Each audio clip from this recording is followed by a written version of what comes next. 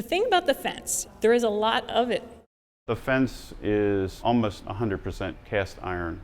They were installed on site in pieces, and the top bar and the finials were actually leaded in place.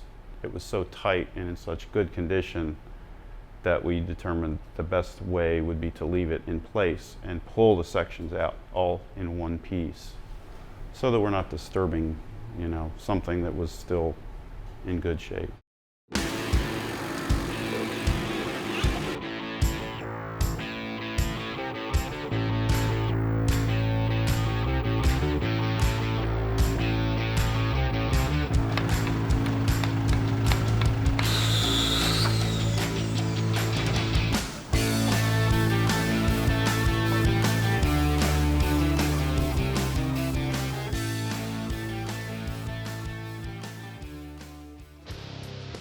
We have to think carefully where it's going to go because there's so much of it here. We have it pretty much all primed. One of these is probably 1,000 pounds, if not a little bit over. Easiest way to work on a lot of things is having them suspended a little bit in the air just so we can maneuver it to where we can see every angle to make sure everything's put back together correctly.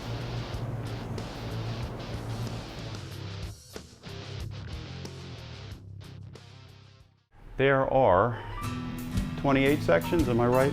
Yes, there's 28. I had to think about that a minute. 28 sections of fence, yes. Yeah, the gates would be additional to that. So there are 4 sets of gates, so there are 8 leaves, gate leaves.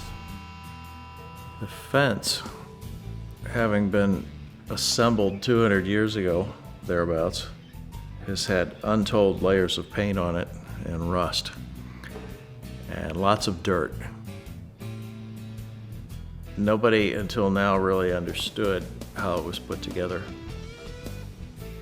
Structurally, it's an interesting problem because something that's that long over the course of a day with temperature fluctuations will expand and contract. So in reality, the top actually dilates in and out over the course of the day, and accommodating that movement has been a challenge and has actually been the focus of a lot of repairs so far. People have kind of glued it together, patched it, welded it, bolted it, done all sorts of things. There were some casualties over the years in the way they were connected to each other. So right now we are currently notching it to add on a new brace, so it's a lot more stable than what was once there.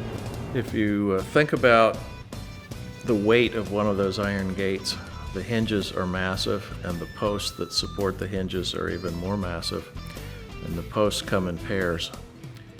Removing those from the site was deemed too heavy and perhaps too destructive to the historic fabric.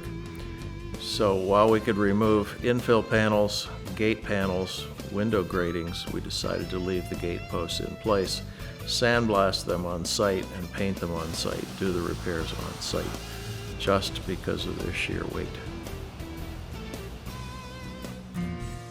Being 200 years old, we didn't actually have modern steel making as we know it today.